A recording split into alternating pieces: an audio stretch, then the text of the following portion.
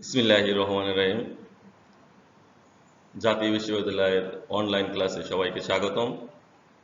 করোনাকালীন শিক্ষা কার্যক্রম চলমান রাখার স্বার্থে জাতীয় বিশ্ববিদ্যালয়ের উদ্যোগে অনলাইন ক্লাসে সংযুক্ত হতে পেরে আমি আনন্দিত।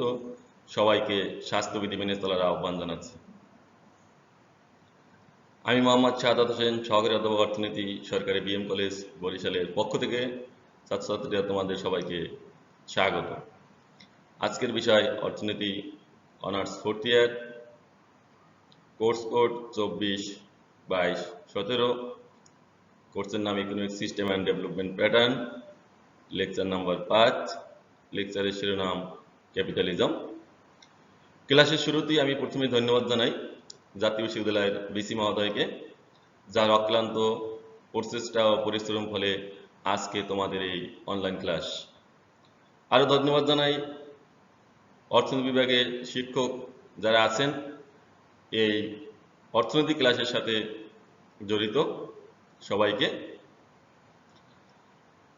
আমাদের সম্মিলিত প্রচেষ্টা সার্থক হবে যদি তোমরা এর থেকে উপকৃত হও। আবারও তোমাদেরকে অনলাইন ক্লাসে স্বাগত জানিয়ে শুরু করছি আজকের ক্লাস ক্যাপিটালিজম।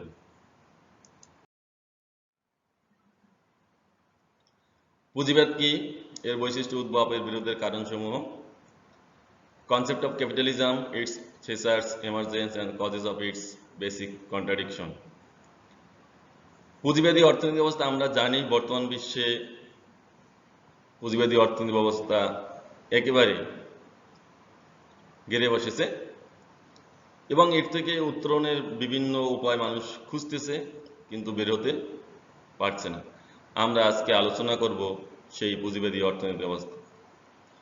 পুঁজিবাদ পণ্য উৎপাদন বিনিময়ের এমন এক স্তর যখন উৎপাদনের উপায়সমূহ মালিকানা সমাজের মুষ্টিমেয় শ্রেণীর হাতে থাকে এবং অপরদিকে সমাজের এক বৃহৎ জনগোষ্ঠী তাদের শ্রম বিক্রয়ের মাধ্যমে জীবন ধারণে বাধ্য হয়। প্রথম কথাই হচ্ছে এমন একটা স্তর উৎপাদনের উপায়সমূহ মালিকানা থাকে সমাজের মুষ্টিমেয় শ্রেণীর হাতে। তোমরা দেখে থাকবে কয়েক বছর আগে যে লন্ডনে বিক্ষোভ হয়েছিল 1% ভার্সেস 99%। এখানে এইটা হয়েছিল পুঁজিবাদের বিপক্ষে। কারণ হচ্ছে পুঁজিবাদে সম্পদ মুষ্টিমেয় থাকে কিছু সংখ্যক লোকের হাতে এবং বৃহৎ জনগোষ্ঠী তাদের শ্রম বিক্রয়ের জন্য অথবা শ্রম বিক্রয় করতে বাধ্য হয় জীবন ধারণের জন্য। কারণ বেঁচে থাকতে হলে অর্থের প্রয়োজন আছে, সেই অর্থের জন্য তারা কি করে, শ্রম বিক্রয় করে। লেনিন পুঁজিবাদ সম্পর্কে বলেন, পুঁজিবাদ বলতে পণ্য উৎপাদনে ওই উন্নত স্তর বোঝায় যেখানে মানুষ্য শ্রমের উৎপাদন শুধু নয়, মানুষ্য শ্রম শক্তি নিজেই পণ্যে পরিণত হয়। এখন লেনিন মানুষের শ্রমকেই পণ্য বলেছেন, কারণ শ্রমকে পণ্য বলা হয়েছে এই কারণে যে শ্রম দিলে তুমি অর্থ পাবে, শ্রম না দিলে অর্থ পাবে না। এবং সেই পণ্যটা কারা কিনে নিচ্ছে? পুঁজিবাদীরা, মুষ্টিমেয় ব্যক্তি।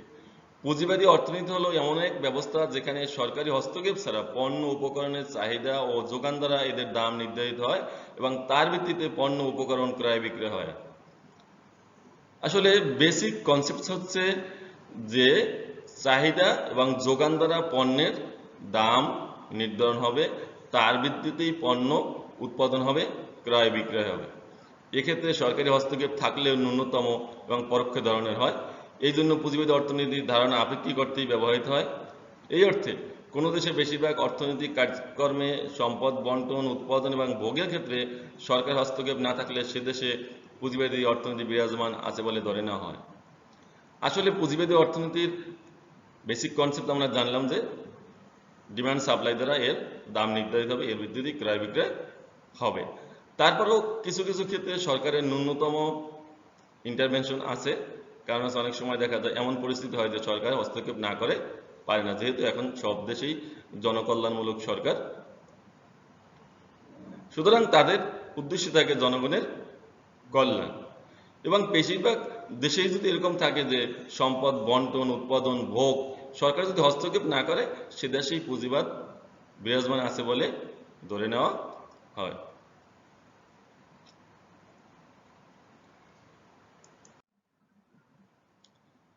পুঁজিবাদী অর্থনৈতিক ব্যবস্থার বৈশিষ্ট্য। সামন্তবাদী যুগের শেষভাগে সামন্তবাদের অভ্যন্তর থেকে পুঁজিবাদের সূচনা হয়। আমরা সামন্তবাদী অর্থনীতি দেখেছি, সামন্তের অধীনে শ্রমিক ছিল।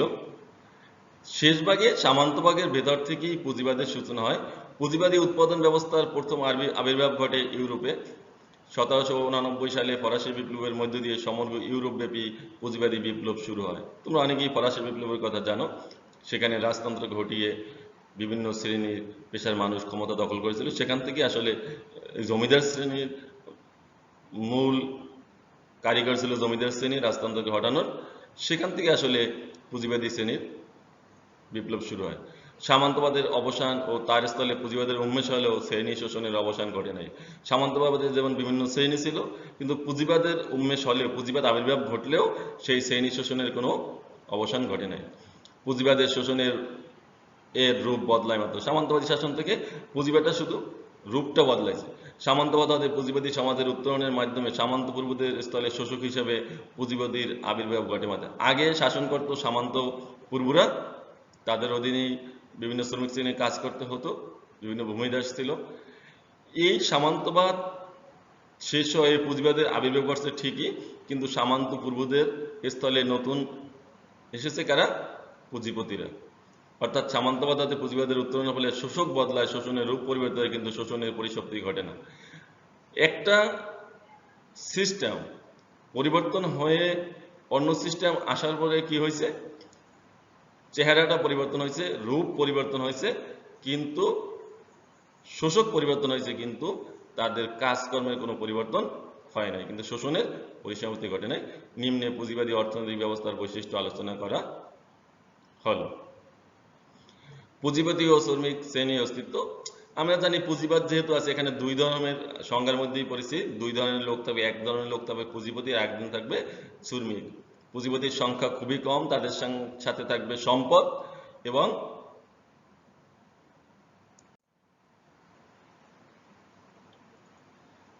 পুঁজিবাদী অর্থনীতিতে কতিপয় বিধিবিধানের আলোকে ব্যক্তিগত মালিকানা পুঁজিবাদী অর্থনীতিতে স্বীকৃত। পুঁজিবাদী অর্থনীতিতে সম্পদের ব্যক্তিগত মালিকানা থাকে বলে সামন্ত সমাজ ব্যবস্থার মতো পুঁজিবাদী সমাজ ও শ্রেণী বিভক্ত সমাজ দেখা দেয়।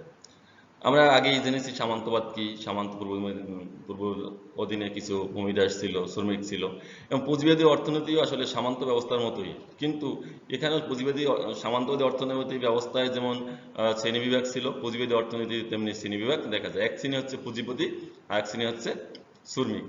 পুঁজিবাদী সমাজ প্রধানত দুটি পরস্পর শ্রেণীতে বিভক্ত। সমাজে একদিকে থাকে পুঁজিবাদী শ্রেণী, আর এক উৎপাদনের উপকরণের মালিক, আর অন্য দিক থেকে পুঁজির মালিকানা থেকে বঞ্চিত সংখ্যাগরিষ্ঠ শ্রমিক শ্রেণী। আমরা জানি যে আসলে পুঁজিপতি সংখ্যা খুবই কম এবং শ্রমিক শ্রেণীর সংখ্যাই বেশি। এবং পুঁজিপতি শ্রেণী যারা উৎপাদনের উপকরণের মালিক, সবকিছুই তারাই কন্ট্রোল করে, সম্পদ ভোগ বন্টন বিভিন্ন কিছু। কিন্তু বেশিরভাগ শ্রেণী যারা থাকে আসলে পুঁজির মালিকানা থেকে বঞ্চিত, তারা হলো সংখ্যাগরিষ্ঠ শ্রমিক শ্রেণী। তারা কি করে? শ্রমের বিনিময়ে পুঁজিবাদীর কাছ থেকে অর্থ পেয়ে থাকে, তা দিয়ে তাদের জীবন ধারণ করে। তাহলে পুঁজিবাদী অর্থনীতির প্রথম বৈশিষ্ট্য হচ্ছে দুটি শ্রেণীর অস্তিত্ব লক্ষ্য করা যায়। একটা হচ্ছে পুঁজিপতি শ্রেণী, আর একটা হচ্ছে শ্রমিক শ্রেণী।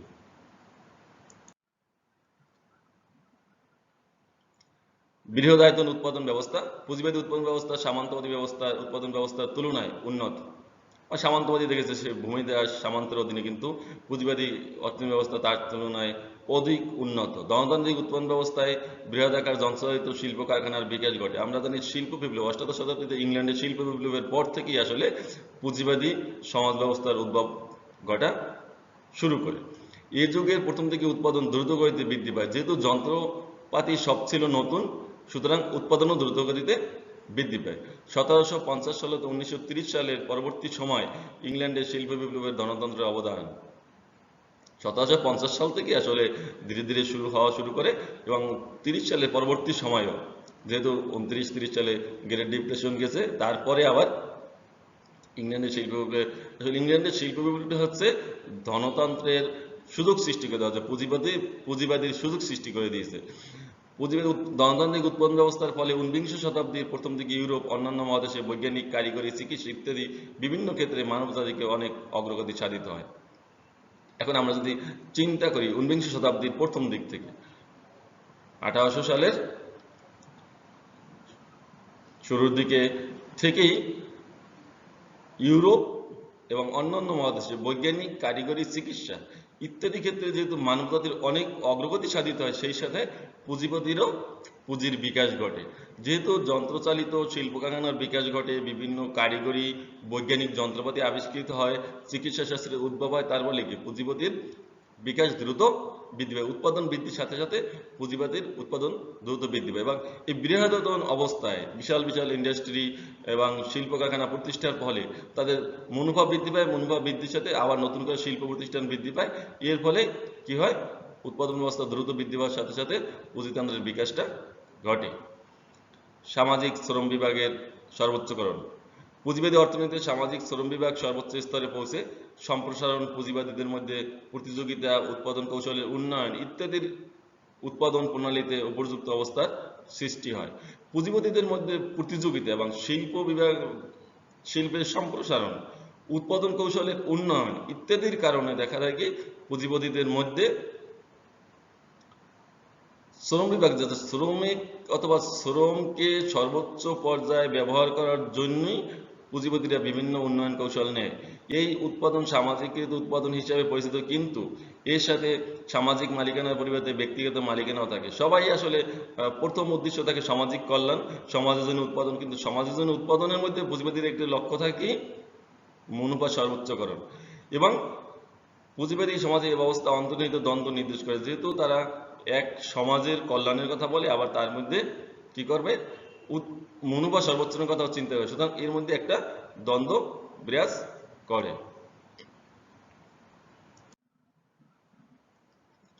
অসম প্রতিযোগিতা। পুঁজিবাদী উৎপাদনের পিছনে মূল পরিরচিত উপাদান ব্যক্তিগত মুনাফা। আমরা বলেছি যেটা আসলে সবারই উদ্দেশ্য থাকে আমি লাভবান হব। মুনাফা সর্বোচ্চকরণের স্বার্থে পুঁজিপতিরা নিজেদের মধ্যে প্রতিযোগিতায় লিপ্ত হয়। কে কত বেশি মুনাফা অর্জন করতে পারে, এর জন্য কি নিজেদের মধ্যে প্রতিযোগিতায় লিপ্ত হয়। এই প্রতিযোগিতা অসম ধরনের।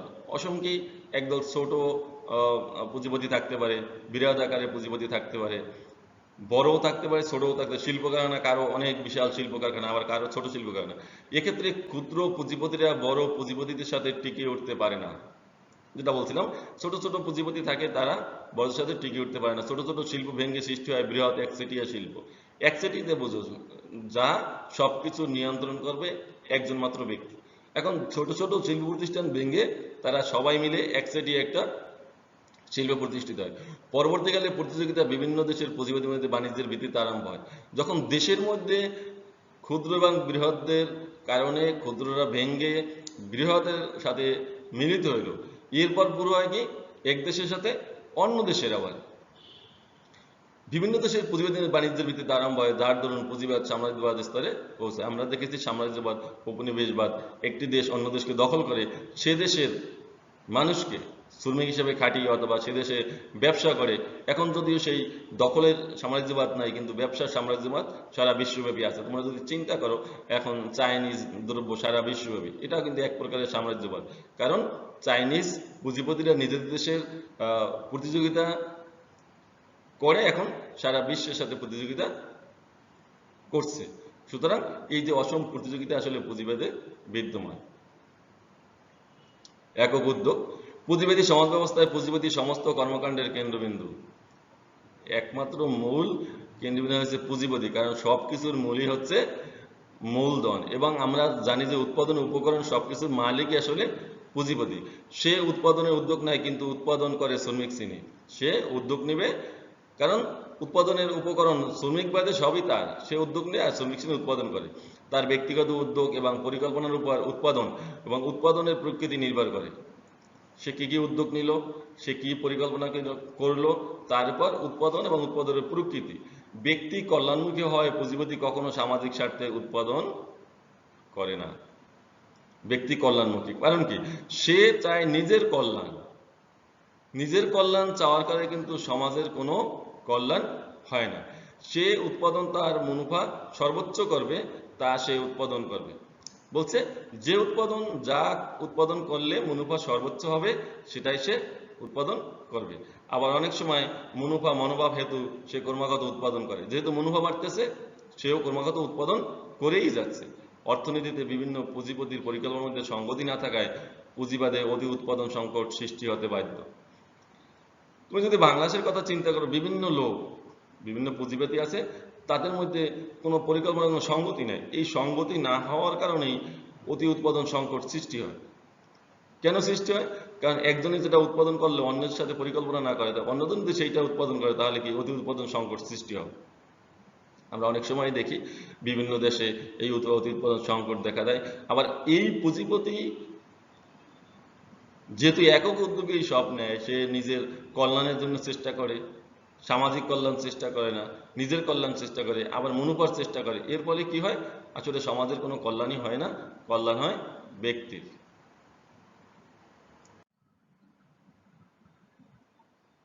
এখন আমরা আসবো পুঁজিবাদী উৎপাদন উদ্ভবের কারণ, অথবা কিসের কারণে পুঁজিবাদী উৎপাদন ব্যবস্থা উদ্ভব হলো। পণ্য উৎপাদন পুঁজিবাদের সবচেয়ে গুরুত্বপূর্ণ বৈশিষ্ট্য। তবে পুঁজিবাদী পণ্য উৎপাদনের জন্য কতিপয় পূর্বশর্ত প্রয়োজন।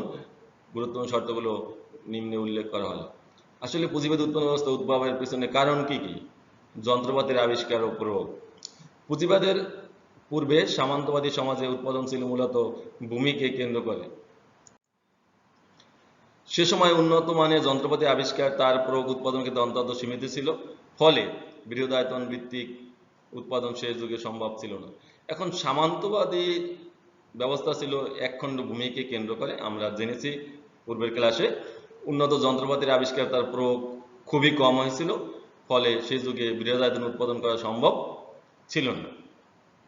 পুঁজিবাদের দ্রব্য রূপান্তর হয় পণ্যে, অর্থাৎ বিনিময়ের উদ্দেশ্যে দ্রব্য উৎপাদন করা হয়। পুঁজিবাদের দ্রব্য রূপান্তর হয় পণ্যে, মানে শুধু বিনিময়ের উদ্দেশ্যেই। আর সামন্তবাদী ছিল কি? ভোগের উদ্দেশ্যে, কিছু কিছু ক্ষেত্রে বিনিময় করত। এর জন্য দরকার বৃহদায়তন উৎপাদন ব্যবস্থা। এই শেষোক্ত পদ্ধতির উৎপাদনের ফলে কেবল নতুন নতুন যন্ত্রপাতির আবিষ্কার, নিত্য নতুন উৎপাদন কৌশল উন্নয়ন, প্রয়োগের ভিত্তিতে এগিয়ে নেওয়া সম্ভব। কারণ যন্ত্রপাতি আবিষ্কারের ফলেই কিন্তু আসলে পুঁজিবাদের উদ্ভব হয়েছে। কারণ নতুন নতুন যন্ত্রপাতির আবিষ্কার এবং নিত্য নতুন কৌশলের উন্নয়ন, প্রয়োগের ফলে কি হচ্ছে? যেহেতু পুঁজিবাদী একক উদ্যোগ ছিল, ব্যক্তি কল্যাণ ছিল, সুতরাং সবাই কি করছে? মুনাফা বৃদ্ধি করার জন্য কাজ করা শুরু করছে। এই কাজ করার শুরু অথবা যন্ত্রপাতি আবিষ্কারের কারণেই আসলে যেহেতু বড় বড় শিল্প কারখানা প্রতিষ্ঠা হয়েছে, এরপরেই পুঁজিবাদ উদ্ভব হয়েছে। পণ্যের বাজারে অস্তিত্ব সম্প্রসারণ। পণ্যের বাজার থাকা পুঁজিবাদী উৎপাদনের জন্য একটি আবশ্যকীয় শর্ত, যে আমি যে পণ্যটা উৎপাদন করবো তার কিন্তু একটা বাজার থাকা দরকার, সারা বিশ্বব্যাপী। আবার দেশের মধ্যে হতে পারে, আবার সারা বিশ্বব্যাপী হতে পারে। পুঁজিবাদী উৎপাদনের মূল লক্ষ্য পণ্যের বাজারজাতকরণ। এজন্য কলকারখানায় উৎপাদিত পণ্যের বাজার ব্যবস্থা গড়ে না ওঠা পর্যন্ত বিনিময় ভিত্তিক উৎপাদন আরম্ভ হতে পারে না। এখন যে পণ্যটা উৎপাদন করব, সে অনুযায়ী যদি বাজার ব্যবস্থা গড়ে না ওঠে, আমি যদি পণ্যকে বিক্রি করতে না পারি অথবা বিনিময় করতে না পারি, তাহলে কিন্তু আমার পণ্য উৎপাদন করার কোনো কারণ নেই। যেহেতু পুঁজিবাদী উৎপাদন ব্যবস্থায় পণ্যের বাজার একটি অত্যাবশ্যকীয় শর্ত, সুতরাং এই বাজার সম্প্রসারণ হলে পণ্যের চাহিদা বৃদ্ধি পায়, ফলে পুঁজিপতিদের মুনাফা বৃদ্ধি হেতু ব্যাপকভাবে পণ্য উৎপাদন উৎসাহী হয়। এখন বাজার সৃষ্টি হওয়া কিন্তু পুঁজিবাদী উৎপাদন ব্যবস্থা উদ্ভবের একটি কারণ। কারণ আমি যে পণ্যটা উৎপাদন করেছি, সে পণ্যটা দ্রুতই আমি বাজারে বিক্রি করতে পেরেছি এবং বিনিময় করতে পেরেছি। বিনিময় করার ফলে কি হচ্ছে? আমার লাভ হচ্ছে। তাহলে কি আমি আরো দ্রুত পণ্য উৎপাদন করব, আরো বিক্রি করব, যাতে আমার মুনাফাটা দ্রুত হয়।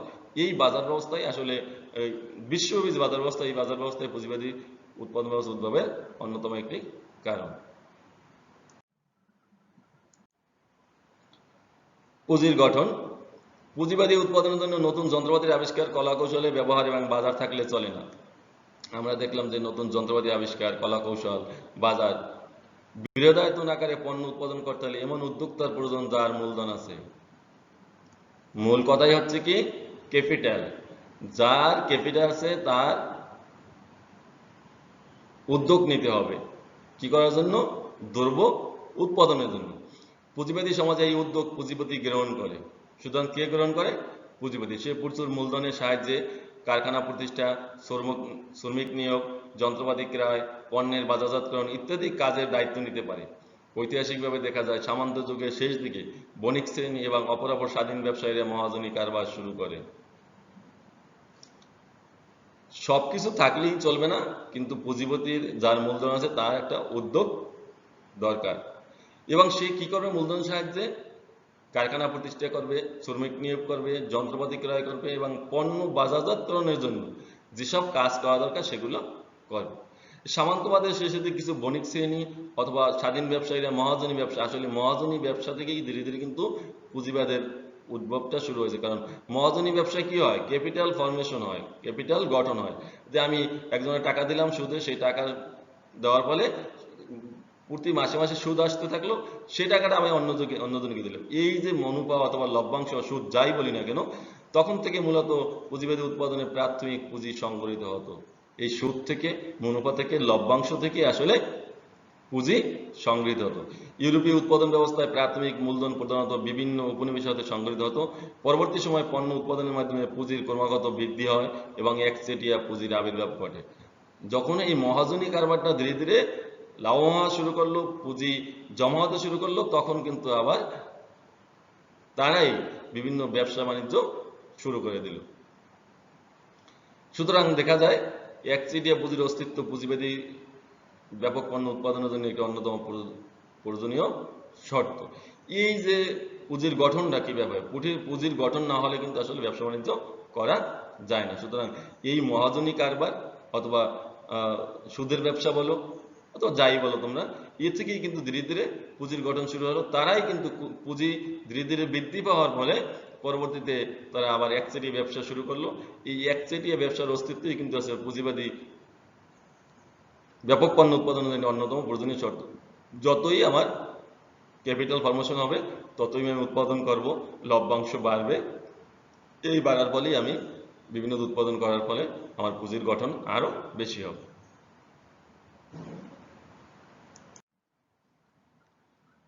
সর্বহারা শ্রমিক শ্রেণীর অস্তিত্ব আমরা প্রথমেই জেনেছি, বৈশিষ্ট্যের মধ্যে শ্রমিক শ্রেণী থাকবে।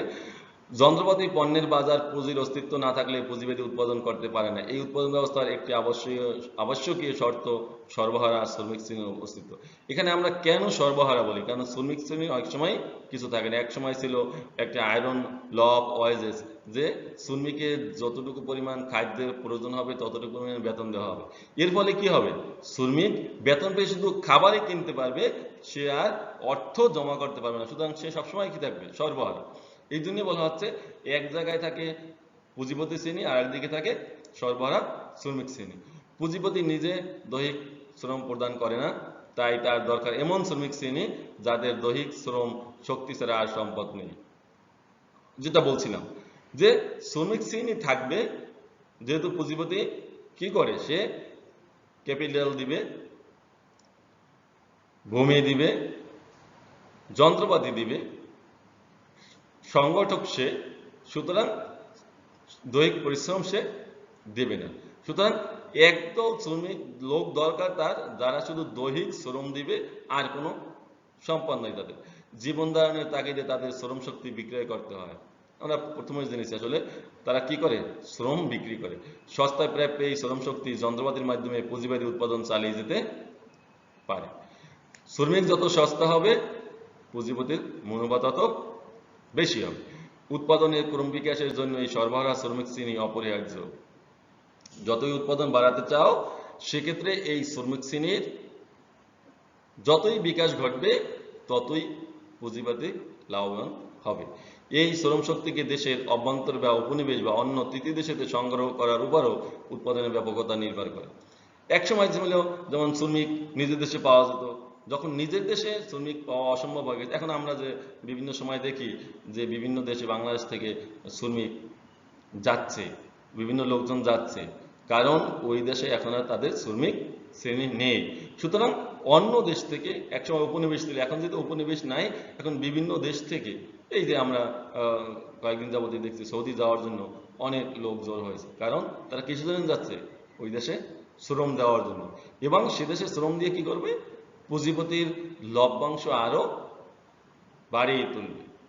সুতরাং শ্রমিক শ্রেণীর অস্তিত্বের কারণেই, এই সর্বহারা শ্রমিক শ্রেণী সমাজে থাকার কারণেই কিন্তু আসলে এই পুঁজিবাদের উদ্ভব অথবা উন্মেষ ঘটে। আরেকটা জিনিস আছে যে শ্রম বিভাগের উপস্থিতি। দ্রুত উৎপাদনের জন্য দরকার উৎপাদনের বিশেষায়ন, স্পেশালাইজেশন দরকার। আমি কোন কাজটা কোন পদ্ধতিতে অথবা কার দ্বারা করালে আমি দ্রুত উৎপাদন করতে পারবো, যে যে কাজে এক্সপার্ট।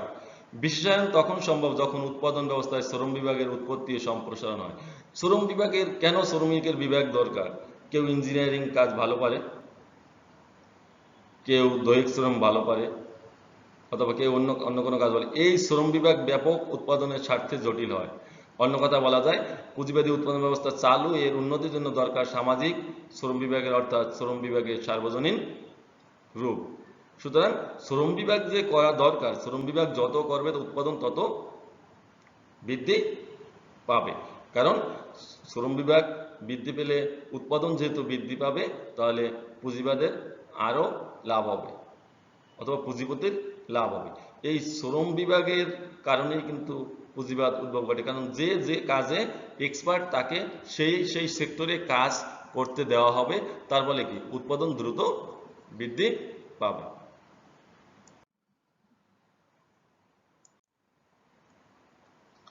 মুনাফার অস্তিত্ব। সর্বোচ্চ মুনাফার লক্ষ্যে পুঁজিপতিরা উৎপাদন করে। আমরা জানি কি পুঁজিপতিরা কেন উৎপাদন করবে? তাদের মুনাফা, ব্যক্তি কল্যাণ, নিজের লাভের জন্য। নতুন কৌশলের উদ্ভাবন, প্রয়োগ, পুনঃবিনিয়োগ, শ্রম বিভাগের সম্প্রসারণ, পুঁজি গঠন ইত্যাদি স্বার্থে দরকার মুনাফা অর্জন। যত কিছুই বলো, নতুন নতুন কৌশল উদ্ভাবন করবে, যন্ত্রপাতি নিবে, শ্রম বিভাগের সম্প্রসারণ ঘটাবে, তার জন্য কি দরকার? মুনাফা। মুনাফা যতই হবে ততই নতুন নতুন কৌশল উদ্ভাবন বেশি হবে। পুঁজিবাদী উৎপাদন সর্বোচ্চ মুনাফা সামনে রেখে আবর্তিত হতে পারে। যদি মুনাফা বেশি হয় তাহলে তাদের রোলিংটাও, তাদের কাজকর্মের সম্প্রসারণটাও বেশি হবে। মুনাফা না হলে পুঁজিপতিরা পণ্যের উৎপাদন বন্ধ করে। অনেক সময় দেখা যায় মুনাফা হচ্ছে না, আমি পণ্য বিক্রি করবো না অথবা উৎপাদন করবো না। সুতরাং পণ্যের উৎপাদন ব্যবস্থার সম্প্রসারণের ভিত্তি মুনাফা বা উদ্বৃত্ত মূল্য। আমরা অনেকে সেটাকে সারপ্লাস ভ্যালু বলি, অথবা বেনিফিট, অথবা ইন্টারেস্ট, রেট অফ ইন্টারেস্ট ইত্যাদি বিভিন্ন ভাবে আমরা এটাকে ব্যাখ্যা করি। যে আসলে মুনাফা মানে কি? প্রফিট, ইংলিশ শব্দ হচ্ছে প্রফিট। এখন মুনাফা সর্বোচ্চ, যদি মুনাফা না থাকতো তাহলে কিন্তু পুঁজিবাদের উদ্ভব ঘটতো না। মুনাফা আছে বলেই পুঁজিবাদীরা নিত্য নতুন কৌশল উদ্ভাবন করে, শ্রম বিভাগ করে, অথবা তারা অর্থ বিভিন্নভাবে ব্যবহার করে যাতে মুনাফা সর্বোচ্চ হয়। আর মুনাফা না হলে কি হয়? তারা উৎপাদনটাকে বন্ধ করে দেয়। সুতরাং পণ্য উৎপাদন ব্যবস্থা বা সম্প্রসারণের ভিত্তি মুনাফা বা উদ্বৃত্ত মূল্য। আমরা এখন আসবো পুঁজিবাদে মৌলিক বিরোধের কারণ। পুঁজিবাদ বিকাশের সাথে এই সমাজে কতিপয় মৌলিক বিরোধ সৃষ্টি হয়। এই বিরোধ পুঁজিবাদী সমাজের কতগুলো বিকাশমান বৈশিষ্ট্যের মধ্যে নিয়মিত থাকে। এখন মৌলিক যে বিরোধ আছে, পুঁজির ঘনীভূতকরণ। পুঁজিবাদী উৎপাদন ব্যবস্থা বিকাশের সাথে পুঁজি ক্রমশ বাড়তে থাকে। যতই পুঁজিবাদ বিকাশ হয় ততই কি পুঁজি বাড়ে। একে পুঁজির ঘনীভূতকরণ বলে। সরবরাহ শ্রেণী শোষণের ফলে পুঁজির ঘনীভূতকরণ। এখন সরবরাহ শ্রমিক শোষণের ফল হচ্ছে কি? পুঁজির ঘনীভূতকরণ। যত বেশি শ্রমিক শোষণ করা যাবে তত পুঁজি ঘনীভূত হবে। এর প্রক্রিয়ায় এক সময় পুঁজিবাদী সমাজে শ্রেণীদ্বন্দ্বের সৃষ্টি হয়। শ্রমিক শ্রেণী কি হয়? শোষণের শিকার। শোষণ হতে হতে তখন তারা এর বিরুদ্ধে দাঁড়ায়, তখনই শ্রেণীদ্বন্দ্বের সৃষ্টি হয়। কার সাথে? পুঁজিবাদীর সাথে শ্রমিক শ্রেণীর।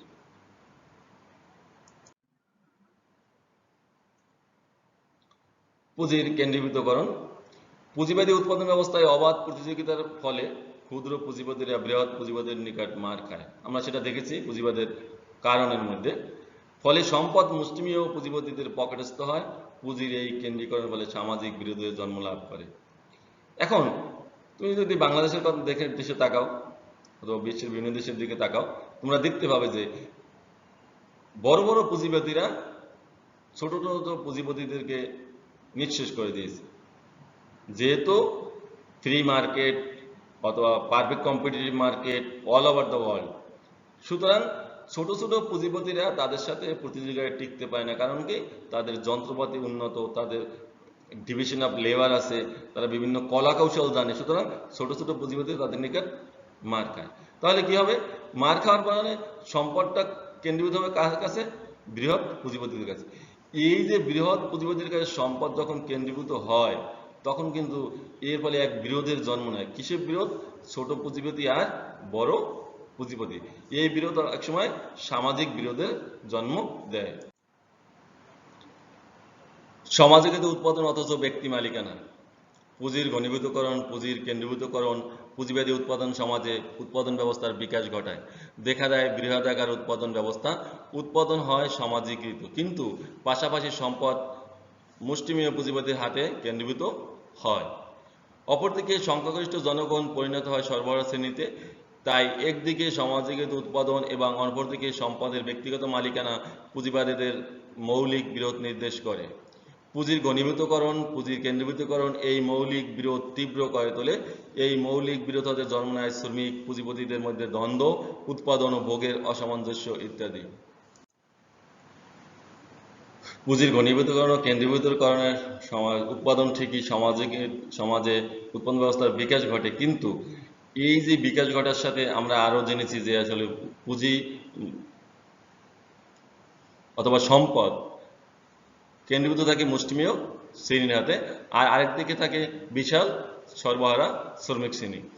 তাই একদিকে সামাজিক উৎপাদন, অন্যদিকে সমাজের ব্যক্তিগত মালিকানা পুঁজিবাদের মৌলিক বিরোধ নির্দেশ করে। যেহেতু একদিকে সম্পদ কেন্দ্রীভূত থাকে, আর একদিকে থাকে বিশাল শ্রেণী, সুতরাং এই শ্রমিক শ্রেণী আর পুঁজিপতি শ্রেণীর মধ্যে একটি বিরোধ দেখা দেয়।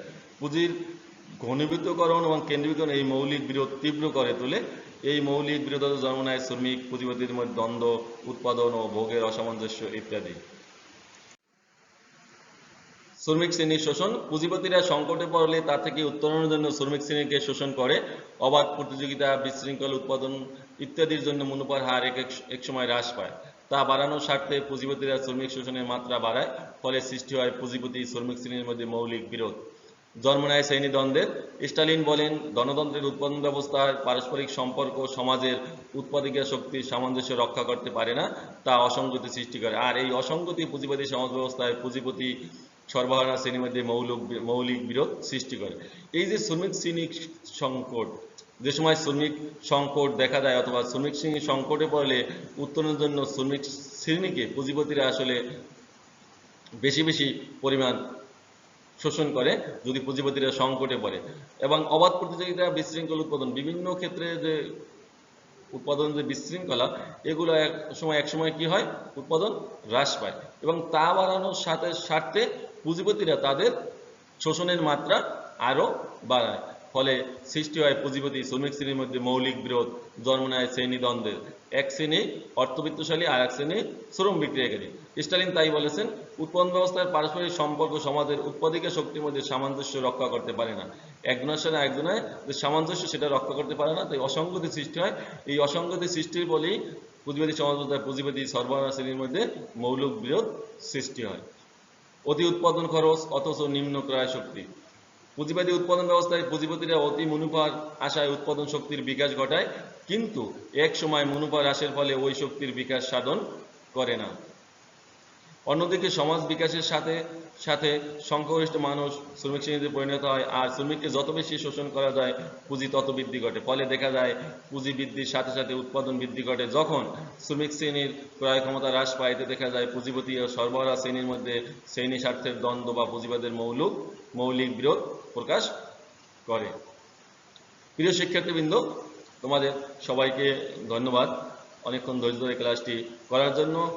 যদি এই ক্লাসের ফলে তোমরা উপকৃত হও, তাহলে আমাদের প্রচেষ্টা সফল ও সার্থক হবে। আমি আবারও ধন্যবাদ জানাই জাতীয় বিশ্ববিদ্যালয়ের যেসব শিক্ষক বৃন্দ এই ক্লাসের সাথে সংশ্লিষ্ট আছেন তাদেরকে, আর সাথে ধন্যবাদ জানাই তোমাদেরকে। তোমরা যদি এই ক্লাস থেকে উপকৃত হতে পারো, এবং তোমাদের সবাইকে ধন্যবাদ জানিয়ে আমি আমার ক্লাস এখানেই শেষ করছি। খুদা হাফেজ।